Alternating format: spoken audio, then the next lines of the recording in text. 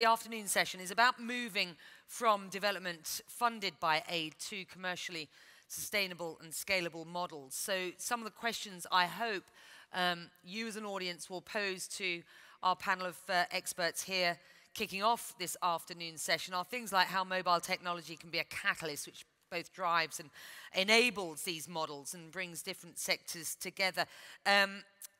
We've encouraged our participants here on the stage to illustrate just how we do that with some stories and examples. The most obvious one, and we've talked about it this morning, is M-Pesa, the Vodafone money transfer solution, which has something like, I think, 16 million active users in total and offers international transfer available in 8 countries: Kenya, Tanzania on the east coast of Africa, Qatar, South Africa, India, Fiji, Afghanistan, and DRC.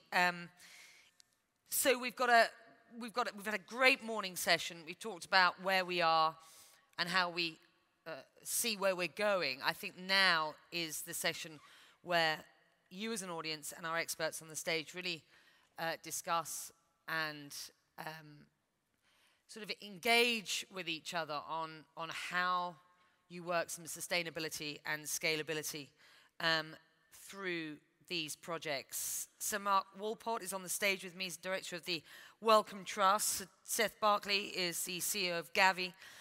Priya is the director of mobile solutions at USAID, and Michael Joseph is the World Bank fellow and director of mobile money Vodafone. Priya, I haven't pronounced your surname because I forgot to ask you and I didn't want to pronounce it incorrectly. So you do have a surname. I realized that it was just, I hadn't asked you how to pronounce it and I didn't want to screw that up. Anyway, so let's have an opportunity to listen to our panel here.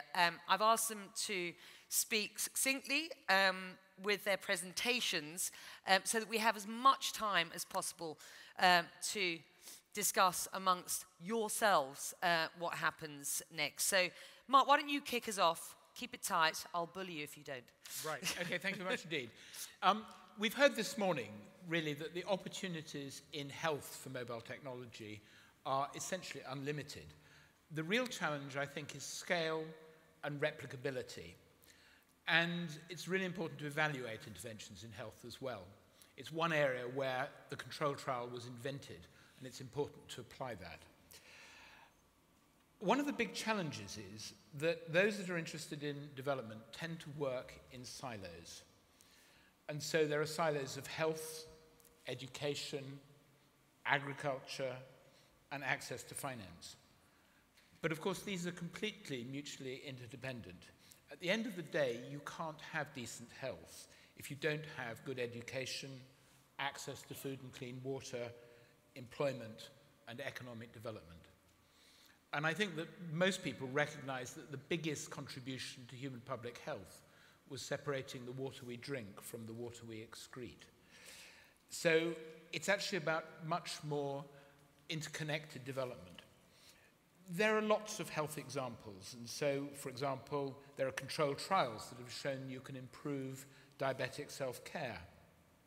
Mobile technology is really good as a nudge to behavioral change, and it's been shown again that text messages can help people stop smoking, though interestingly, they can't stop people gaining weight.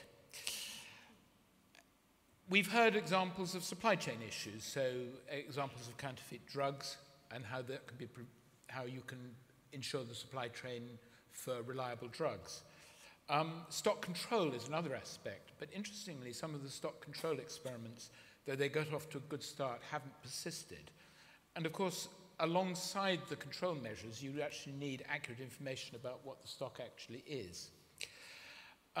There are examples of integrating health with financial applications, so you can actually link conditional cash transfers for uptake of cost-effective treatments. We know that you can improve drug compliance, and it's been done for HIV therapy in East Africa. You can improve health workers' ability to adhere to treatment guidelines. But in almost every one of these cases, there hasn't been an extrapolation to scale, and I think that's the challenge that this session is all about. The point has already been made this morning about the need for interconnected infrastructure. And it is actually infrastructure that really enables full development. And mobile technology is just one element of infrastructure, but it isn't sufficient. There was a fair bit at the start of the day about the concept of sort of crowdsourced scale. And that can give you some things, but frankly, a cacophony of voices is not the same as organized infrastructure. London is built on the plumbing and the sewage of the Victorians. And a building like this wasn't built by crowdsourcing. Mobiles may run the life of the individual, but they don't actually organize society. So I think we can use the mobile to optimize the use, but not the fundamentals of infrastructure. Billions of people using mobiles at the end of the day won't organize society. We actually do need government. So the challenges, I think, are also that many people have access to early generation technology. There's still a challenge with literacy. There's a challenge of costs, and I'll come back to that. And mobile technology is only as good as the underlying data. And of course, again, one can use the mobile to collect data as well as to deliver it. And I thought Chris Elias illustrated that this morning splendidly in the context of finalizing the control of polio by vaccination.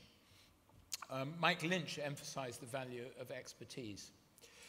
So we were asked for some stories of inspiration, and I have to say most of my stories of inspiration come from the pre-mobile era, because I think the mobile era is yet to really develop it.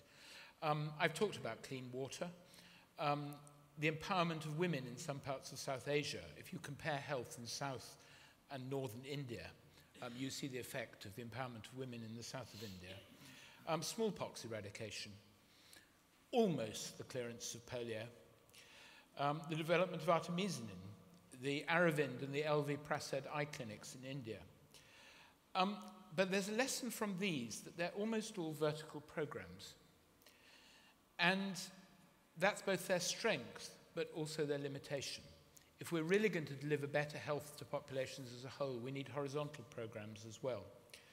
And that, frankly, requires the full array of infrastructure and also, as Mark Malloch-Brown said, good governance.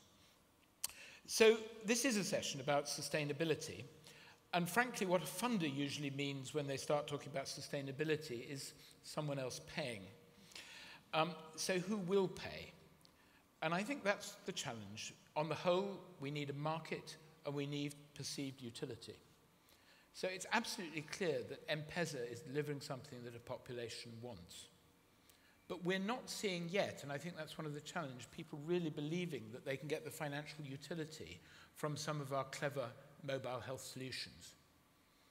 And we actually have to find market solutions. And I was thinking as I was hearing the GSK example this morning, surely the way forward is to actually build the cost of the quality assurance of the drug into the overall pricing of the drug as a whole, because that way there will be economic sustainability.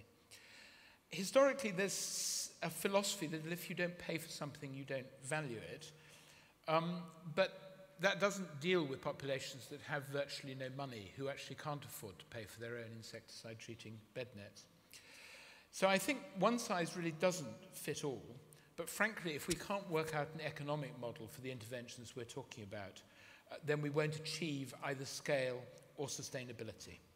And there's a green light flashing which tells me I should sum up.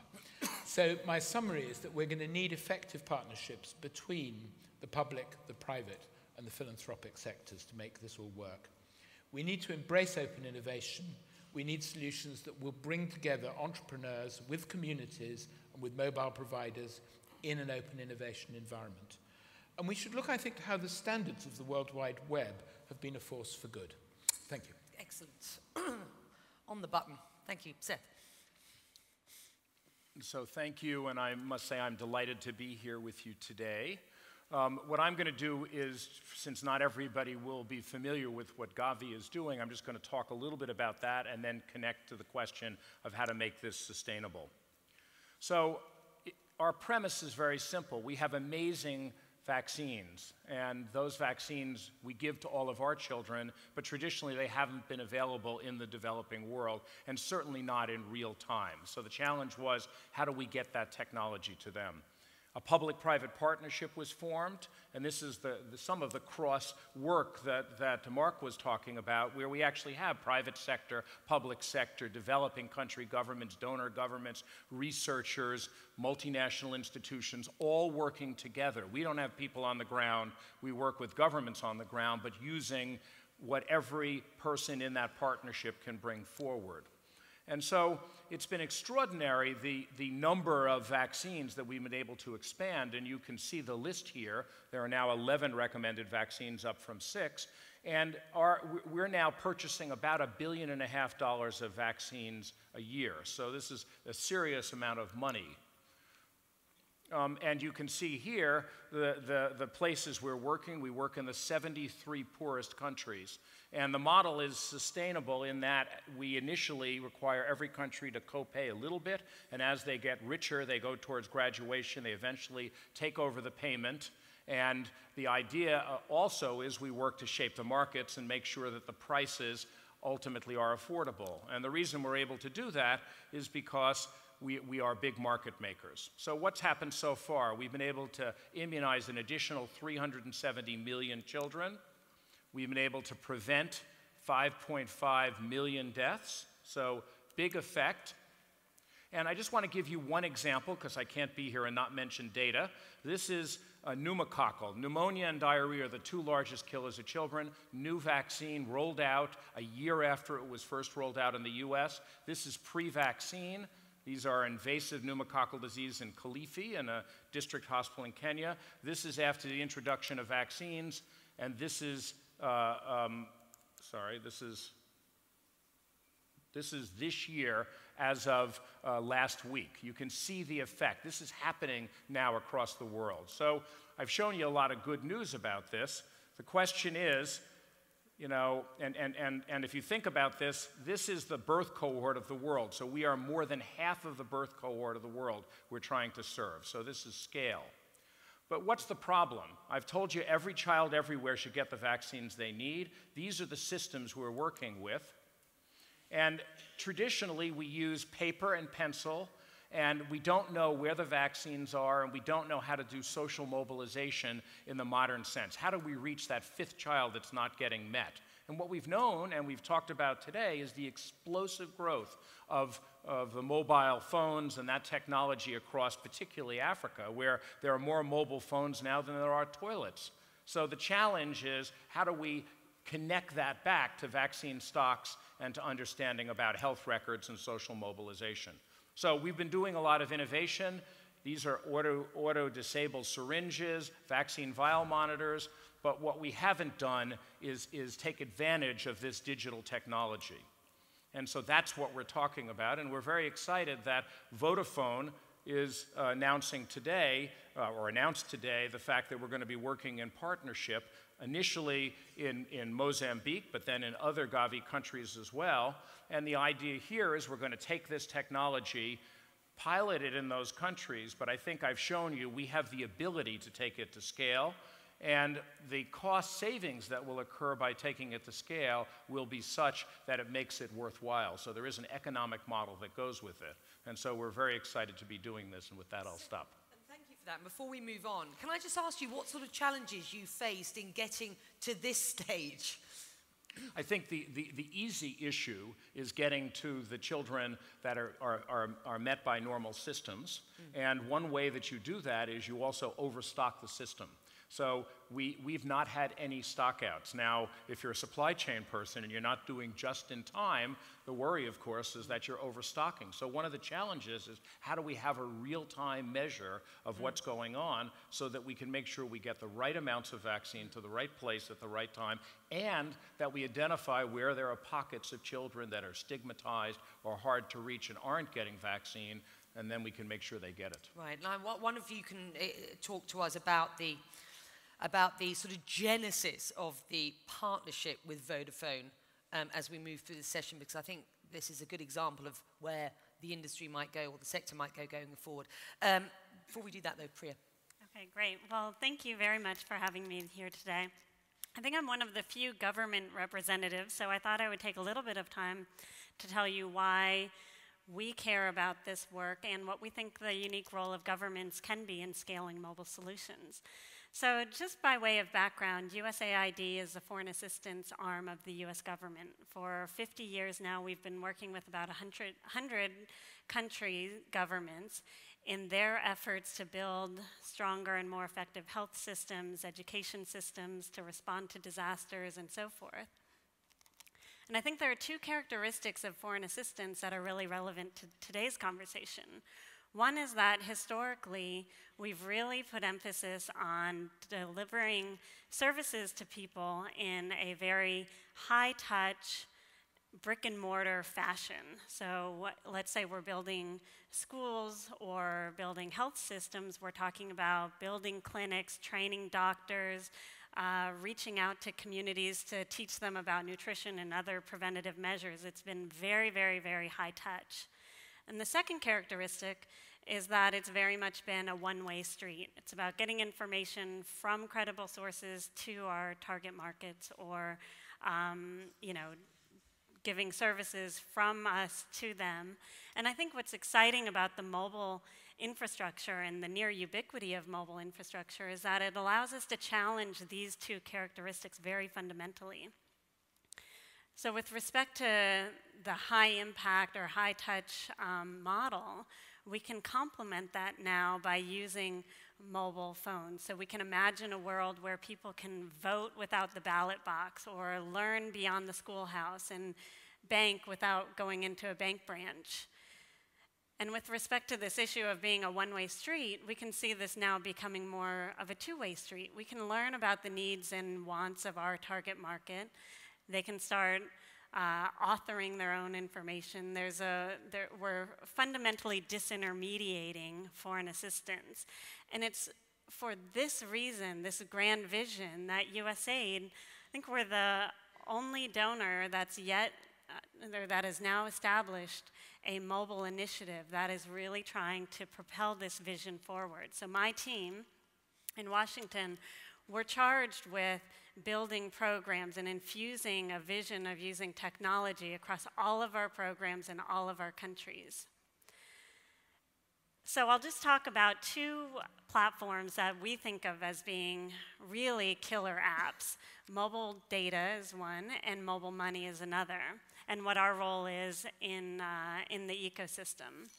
So the Mobile Data Initiative really, in our mind, is about leveraging platforms so that we can collect information from our target market and get information back to them.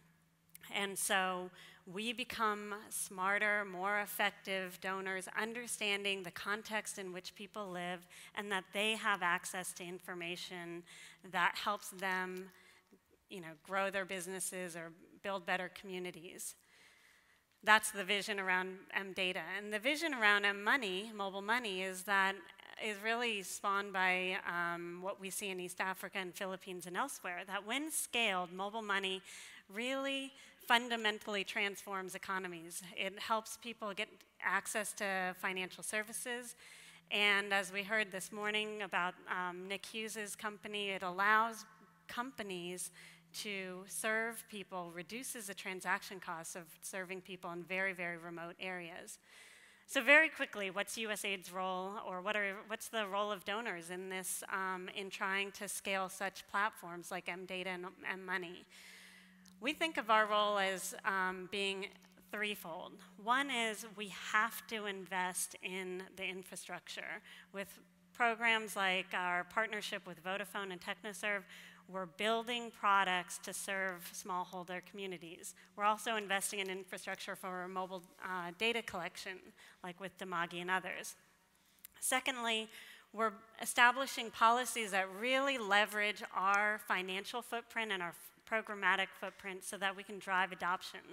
We started in September a new initiative called Better Than Cash, and basically it's a commitment that says for our $24 billion a year that we spend across 80 countries, all those last mile payments and collections, we want to have those done by electronic and mobile based payments as a way to jumpstart adoption. And thirdly, policy and advocacy. We can't be the only ones. We operate in an ecosystem.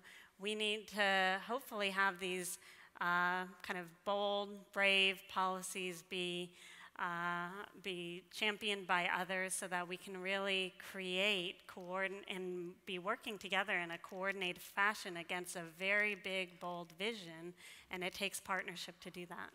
Very briefly then, do I understand that you are setting targets then by talking about that last sort of mile, as it were, payment? Is that's a specific target, is it, that USAID has set? Yeah, and in our future grants and contracts, we are asking our partners to more aggressively look at ways to get out of cash in their programs. There are new payments technologies that are emerging, and yet many donor-funded programs are still relying on cash-based transactions. So I just got back from DACA. We support 200,000 retailers who are selling health commodities. And all of those transactions, millions of transactions, 32 million transactions a year, are done in cash. And yet, there's a better way to do that. We want our partners and programs all around the world where mobile payments and other innovative payment services are emerging to be some of the first users. We need to create the network effect, and you need bold first users, and we're ready to be part of that. 28 billion a year over 8 countries. Is that what your budget is? 26. 26. So 24, so sorry. that's fine, give or take. That's absolutely fine. I just wanted to get that right. That must be music to your ears, isn't it, sir? Well, not really. Oh, go on then. Tell me why not. We could use the cash to go through the system for sure. I think, but what I wanted to talk about is something a little bit different. I think that we don't really, or probably all of you in the room do, but not outside this room, not many people appreciate the huge impact that mobile money and mobile technology has had in the world. I mean, I'm biased, obviously, but I would say that probably the mobile technology, starting from probably 2000 in Africa, when the emerging market, probably was the biggest social change since the motor car, so the advent of the motor car. I mean, we brought together in 2000, and I was lucky enough to participate in that process, low-cost phones, prepaid technology, and the spread of mobile networks into Africa. And I think that was a massive social change. And obviously lots of research has been done on that over the past few years. But I don't think you can appreciate as a person going into a small remote village and people wanting to come up to you and kiss you and hug you just because you've communicated or allowed them to communicate with the rest of the world. That impact is massive. And I think it's for us who are so privileged to live in this country and in the developed world, we don't really appreciate that impact. And I think, Mobiles for Good is now really starting to bring those benefits to the world now to show that mobiles and mobile technology, other than being in your backyard, is still a fantastic opportunity and a fantastic development. And then we come to mobile money. I was lucky enough to be the CEO of the company that introduced M-Pesa to Kenya in 2000. And I must be honest, nobody really expected it to be so powerful and to make such an impact. But today, we now have over 15.5 million people in Kenya and then another 4 million people in Tanzania using the system on a day-to-day basis. We send more money through the M-Pesa system. I mean, we send at least 25% of the GDP of Kenya through the M-Pesa system. That's 700 million euros a month goes through the M-Pesa system. This is fantastic. This is massive social change. This is not just economic change and business change, but it's a massive social change. And if we took this impact to the rest of the emerging market or the developed world, the world in 10 years' time will be a much better place. Of course, we have to eliminate the politicians, but with just the mobile money, will make the world a much better place. And I think it's a great privilege for us to have participated in this. And just as another example of what you can do with mobile money, 2 weeks ago we launched a new product in Kenya for savings and loans called M-Shwari. Savings and loan, this allows poor people, or not just poor people, but poor people to save as little as a penny at a time. So you can imagine difficult for poor people even to get to a bank, never mind to actually find a way to save a penny at a time without going through any, filling in lots of forms or anything, no forms at all, just subscribing to the service on your mobile phone, and you can save a penny or as little as a penny. And then not only that, but then you can borrow against that when you've built up a savings history. So you can imagine Friday night comes along, and what happens, somebody dies in your family and you need to get to a funeral. How do you get there? You normally go to somebody in the village and you borrow money at some exorbitant interest rate, and that's how you work, and you spend the rest of your life trying to pay the money back. For this system, you can borrow a tiny amount of money, at least 100 shillings, which is about $1, and there's no interest rate, there's just a fee. And you can borrow it and you just have to pay it back within 30 days. Now, you would expect that this would take some time to take on, people take it on. But in 2 weeks, just 2 weeks of launching in Kenya, we now have over 500,000 new savings accounts opened in 2 weeks. This is in a country of poor people. But not only that, there is now at least 3 million euros in savings, been made in savings, not just the savings account open, but 3 million being deposited, and 300,000 euros being borrowed, have borrowed against their savings. And the amount of savings is about 8 euros each, so the average saving is 8 euros, so that's tiny amounts, and the amount of borrowing is about 9 euros. Now, what bank can compete against that, or should even compete against that? What massive social change that brings to people who don't have access to financial services. So I think this is some massive development that will change people's lives forever, and I'm very privileged and humbled to be part of that development. How do you scale that? What are the key ingredients to scalability here? The key ingredients, and Bob Collymore is in the audience, so he'll know, and there's various other people who have been part of this. What is required is a passionate determination to succeed. Not technology, just a passionate determination to succeed and to wait for that success to come. It's not like something else where you can succeed in 6 months. It takes 2 years. But you have to be determined and passionate about this, because it's an enormously difficult product to sell, to poor people. Trust me, give me your money and I'll keep it safe for you, or I will send it to the right person, and I will give it back to you again when you need it. That takes a lot of effort. Seth, you have scale. I mean, you showed us that with the data and the numbers that you that you profiled here today. So then, I asked you before, just talk us through the genesis of the partnership with Vodafone, and without sort of navel-gazing here, because you've sort of preached to the converted to a certain extent, what were the challenges there? How important is that partnership for you with scale going forward?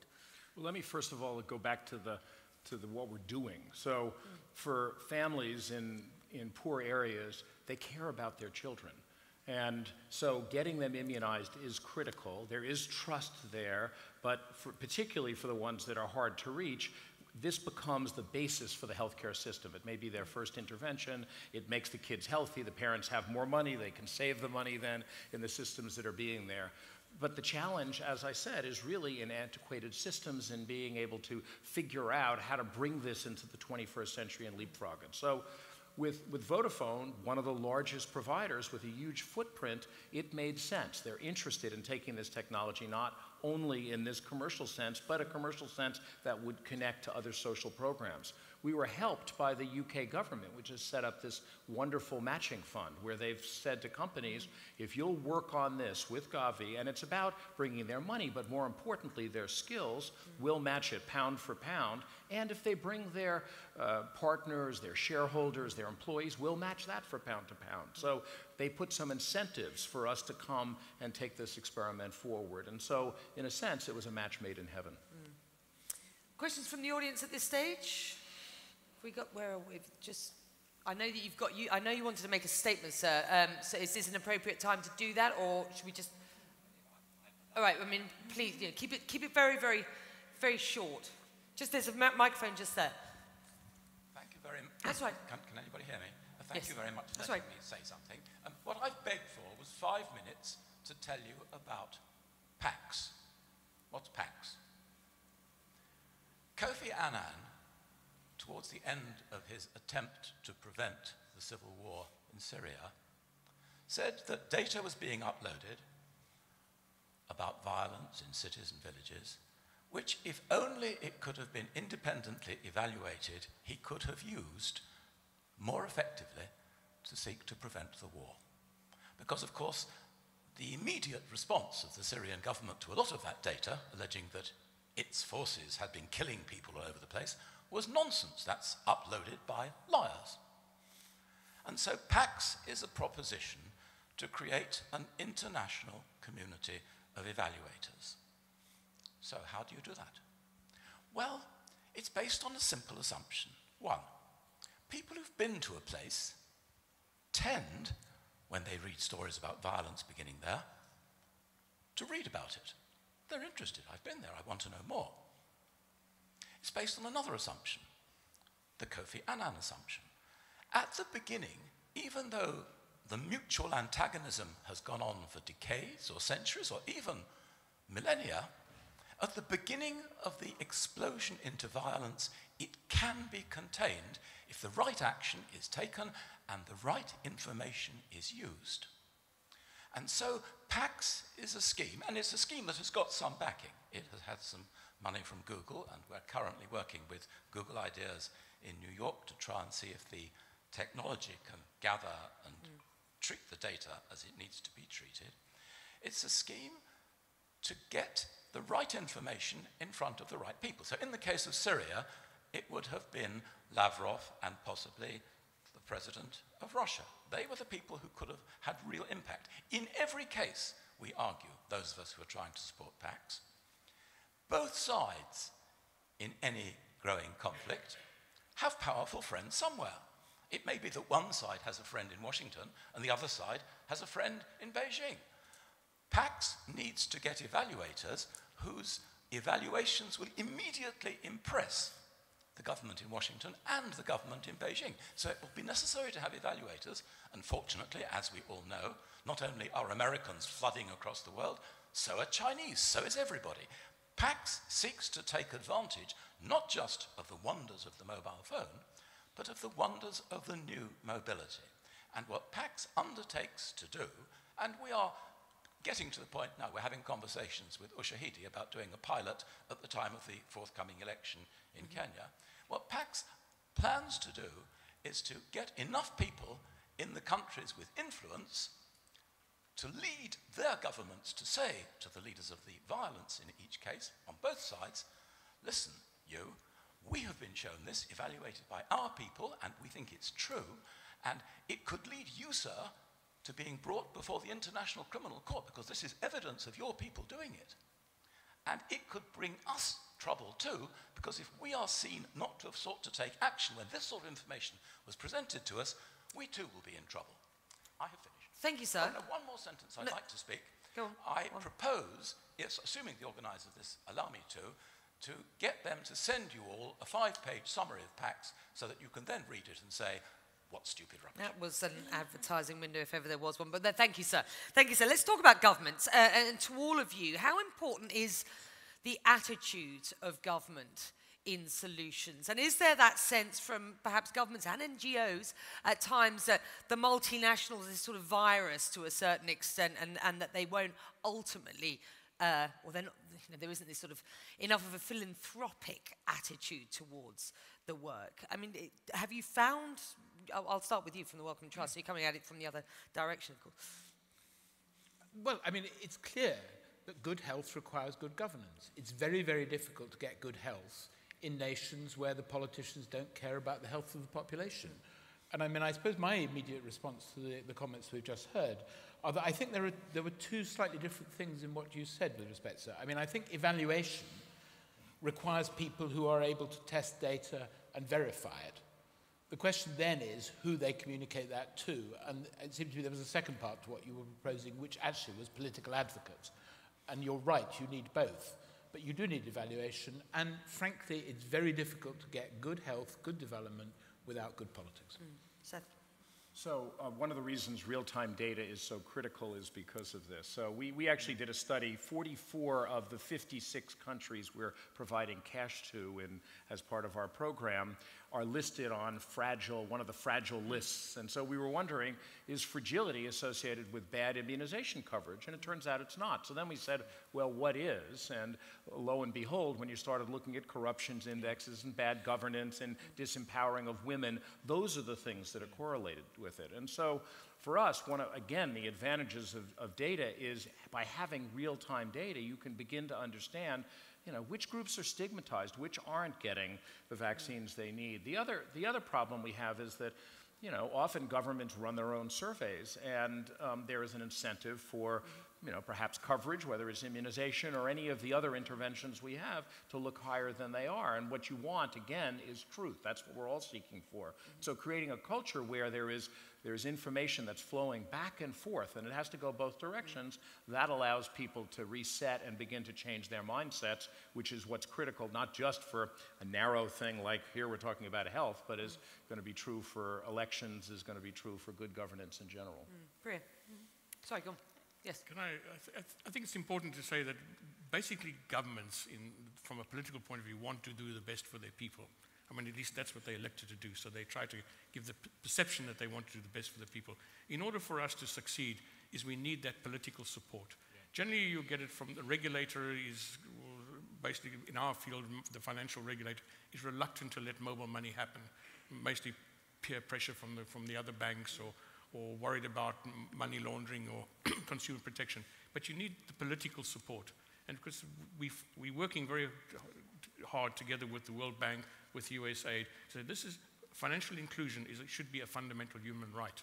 And so you can spin that thing with politicians that will support you. And if you get the political support of the highest level of government, generally you get the regulatory support as well. But it is key. You cannot do any of this without government support. I'm interested to hear about how you build momentum for sustainability from the start in projects that you guys have been involved in the past. Do you need to build, operate, and hand over model? Is that the way forward? I think certainly people here will say, well, we do see lots of pilots, we do see lots of projects, and they go nowhere. So what is the model for longevity, sustainability, and scalability? Any of you? Well, Seth? For us, it was from the very beginning making sure that people pay for every vaccine. And the importance of that is bring some money in, but what it does is it brings, one, ownership, and two, it creates a conversation between the Minister of Finance and the Ministry of Health. And that's a very hard conversation to have, because generally ministries of health are well down on the pecking order and aren't necessarily something people see investments in.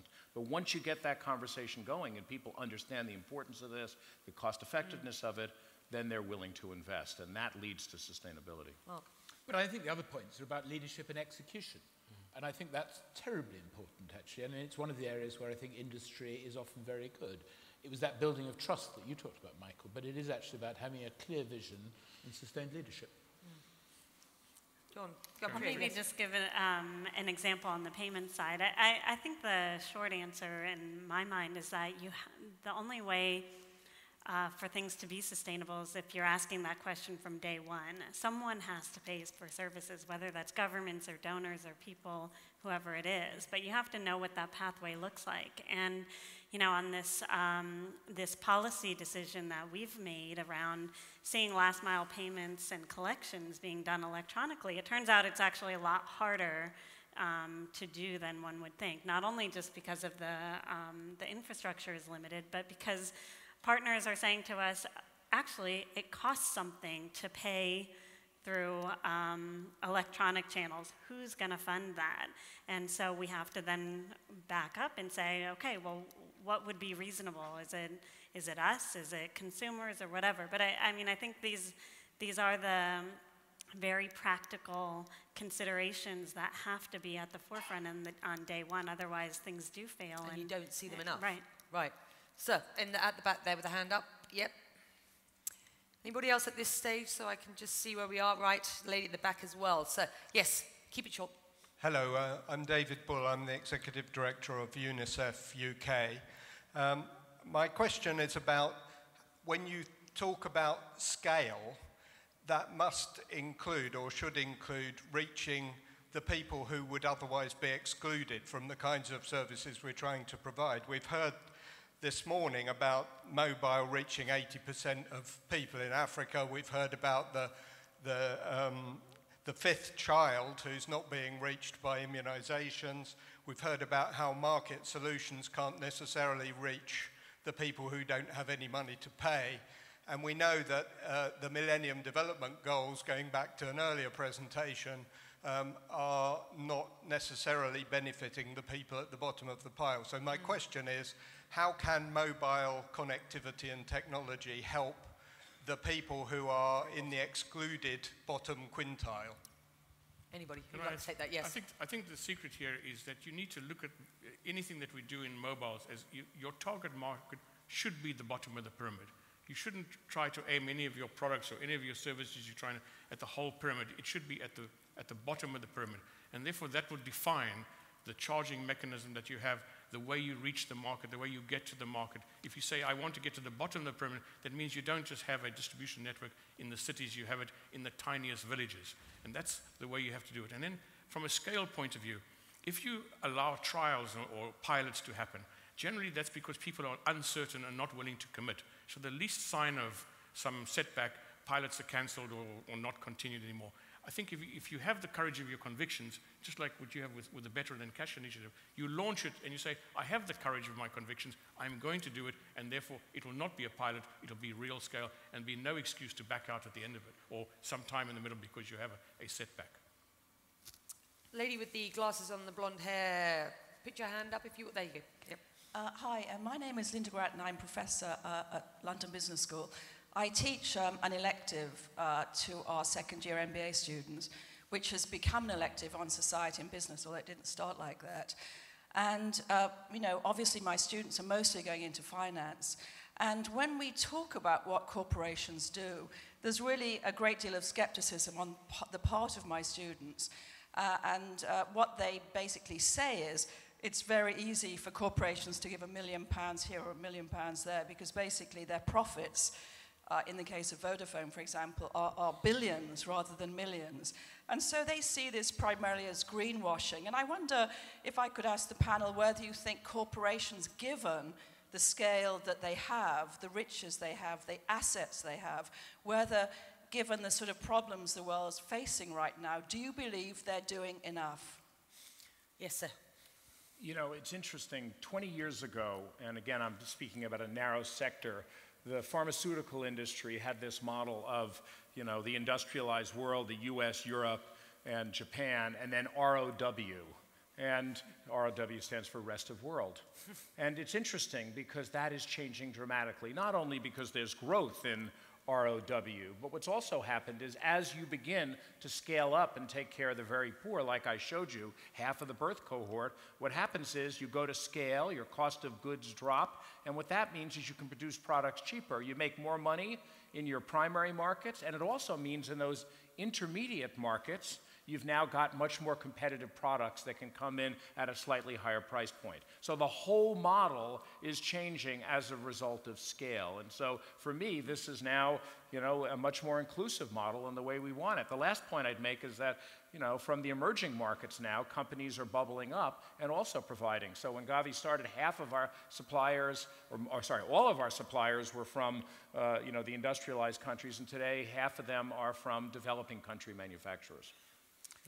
I mean, it seems to me that there's an old model of corporate social responsibility, which is, as it were, give away your profits, and a newer model, which is actually about leveraging the expertise and the distribution.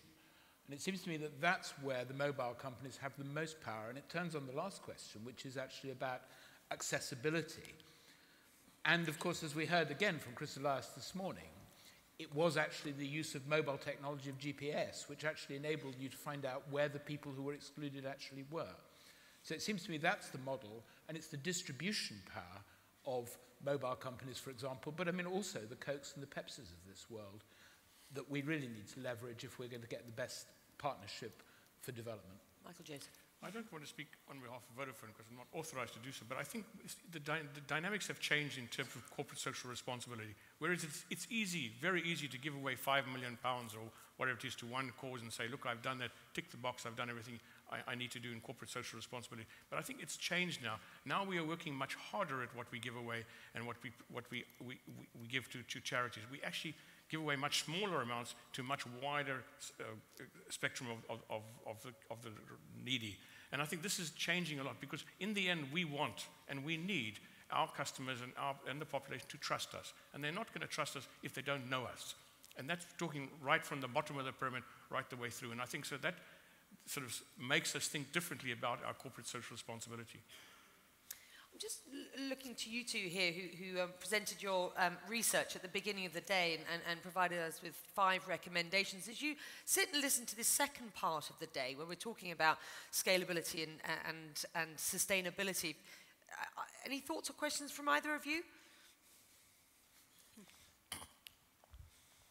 I think the point's been made.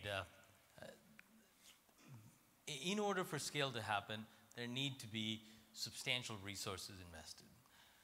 Who are the obvious parties that have resources? Well, the entrepreneurs and NGOs, etc., can come up with bright ideas, but for resources to happen, to scale, you have to have the large corporations involved for all of the reasons that were mentioned, not just the money, but especially for distribution channels. Brand, trust. Michael Joseph makes a point eloquently about the importance of trust. So if I'm a poor person saving my $8 on a phone, well, how do I know that this $8 will remain somewhere when I can't see it? And so you have to be able to trust that brand, whereas instead of the Safaricom brand, if it was Chandy's phone company, it wouldn't be terribly effective because most people wouldn't know who the hell I am.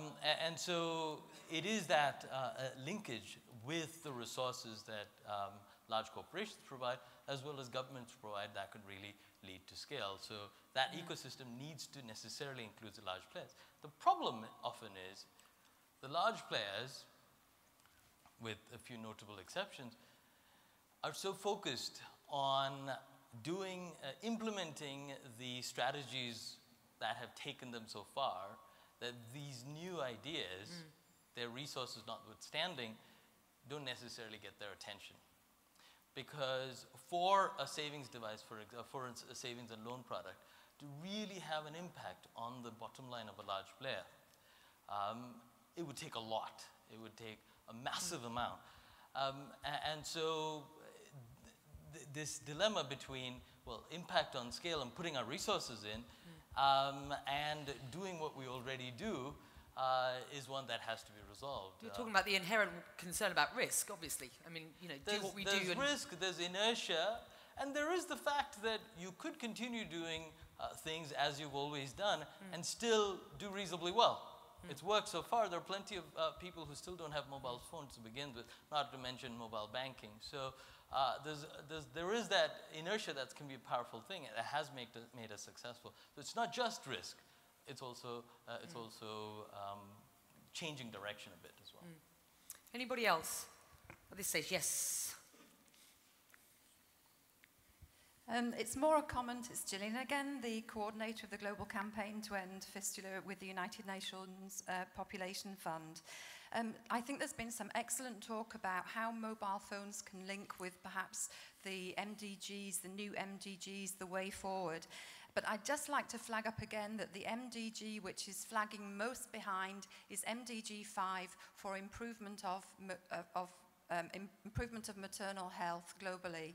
And it's really a plea to harness or to flag up that I think the potential of mobile phones, it's just the tip of the iceberg. I think the potential is at the tip of our fingertips to really move this agenda forward. And like I mentioned this morning, to use perhaps obstetric fistula as a key entry point to address maternal mortality. The other MDGs are moving forward quite well. MDG 5 is also moving in some contexts, and yet some others like Somalia and Chad and Sudan are going backwards. And so it's just a suggestion to really harness the potential and the power of partnerships. And I would just like to take this opportunity to congratulate all the participants, most of all Vodafone, for using this amazing opportunity to really reinforce the partnerships, because the partnerships will change the world for MDG 5. I'm convinced. Thank you. And others possibly. I'd like to say one thing. I think you need to watch this space, because we are not unconscious of this need and of the MDG that's not working. And you sit next to Bob and he can tell you more, but you just have to see that we are, we understand what's needed. We know that we can make a difference, and we just need to continue to make a difference in the same way, but in different directions. If you had one message then to this audience today, each of you, what would it be? Seth? Think outside of the box using these technologies. Just to the last comment, if You know, we have our RFID type technology that allows transmission and following. One of the issues on safe motherhood is about the commodities that are necessary. Do we know where they are? Well, you know, we can track everything else in the world. We don't use these technologies in the space of health and other development issues when we should be. We should be ahead, not lagging behind where we are today. Priya. I guess I would go back to Rajesh's comment about inertia. I think that's a huge challenge here. And rather than falling in love with mobiles for everything, let's find a few that we think really represent game changers in development and be as aggressive and bold as we can in trying to get to scale. Mark. Collaborate across silos and focus on execution. Okay, very good. Seth. I think we just have to watch the space and to see that mobile money and mobile technology in general will definitely make a huge impact in the next decade. Thank you. Any other questions from the audience at this stage? We will wrap this one up and move on. Thank you very much indeed.